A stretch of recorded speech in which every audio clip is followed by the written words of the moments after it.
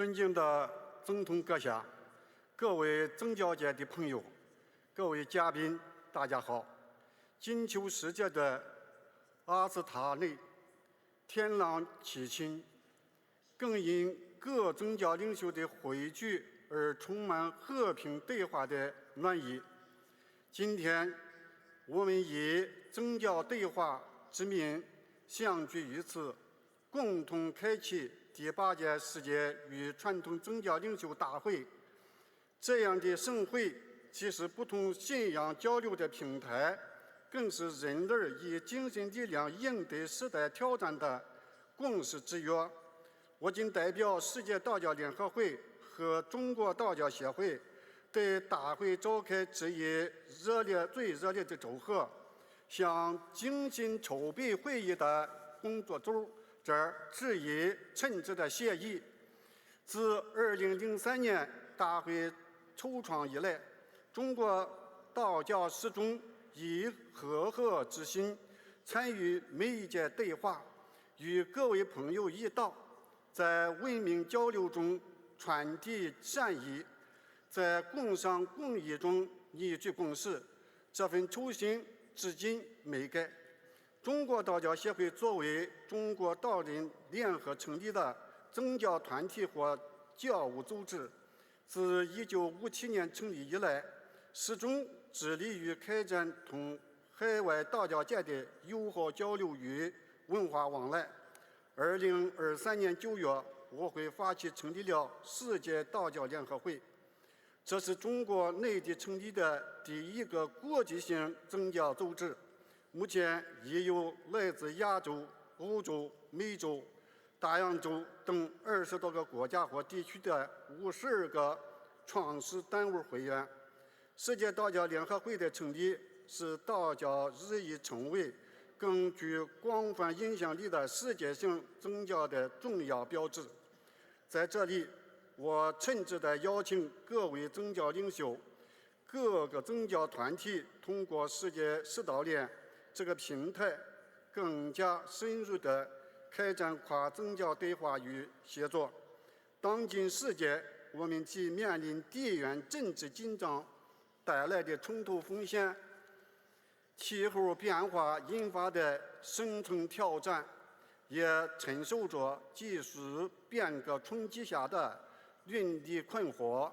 更不容忽视的是，这些危机正悄然加剧个体的焦虑与隔阂。有人因动荡失去家园，有人因环境恶化生活受困，有人在技术洪流中迷失精神方向。面对这样的共生困境，没有任何一个国家、任何一种宗教能够独善其身。正如道家所言：“万物负阴而抱阳，重其以为和。”唯有以对话打破隔阂，以理解化解分歧，以合作汇聚力量，才能为人类可持续发展找到共生之道。我们应以和合不同的胸怀，促进宗教对话与协作。道教认为，差异不是对立的原因，而是互补共生的基础。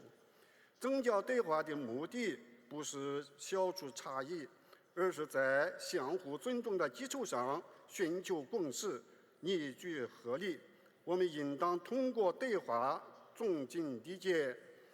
通过协作应对挑战，尤其在扶贫济困、灾害救助、心灵关怀等领域加强合作，共同为人类福祉贡献力量。我们应以道法自然的智慧，尊重文明多样性。道教历来主张多元并存，重视文化意识，强调不同宗教和文化之间和睦相处、共存共荣。我们应当以开放包容的心态，反对一切形式的极端主义、排外主义和文明冲突，共同维护人类文明的多样性。我们应以天人合一的理念，推动人与自然和谐共生，当前全球生态危机要求我们践行绿色低碳、可持续的生活方式，共同守护地球家园。道教提倡知足常乐，少说寡欲，鼓励人们从过度消费回归简单自然，这为应对全球生态危机提供了重要启示。我们要发扬道教此种慈爱的精神，以爱护自身自心去爱护整个自然界。我们更应以众生贵生的价值观，守护人类共同的和平。道教秉持先道贵生的宝贵之，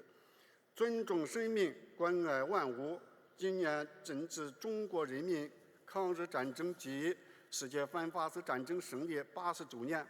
我们要以史为鉴，警惕并反对那些伤害生命、破坏和平的贪妄之情，共同维护人类生命尊严与社会安定。各位朋友，欲说在国家说出社会响应，是宗教健康传承的必由之路。道教是中国土生土长的传统宗教，是中华优秀传统文化的重要组成部分。新时代以来，中国道教界始终坚持正信正心，坚持守正创新，推动道教不断彰显新时代的中国特色、中国风格和中国气派，是道教紧跟时代发展进步的步伐。各位朋友，倡导爱与和平，引导人心向善，更多受主流宗教的核心教义和重要目标。面对未来的不确定性，我们更应携手并肩，以对话替代对抗，以合作替代冲突，以包容替代排斥。世界道教联合会和中国道教协会愿与各宗教团体一道深化交流，增进互信，推动合作，共同为构建人类命运共同体贡献智慧和力量。最后，预祝本届大会取得圆满成功，祝愿世界和平，众生安康。谢谢大家。发言。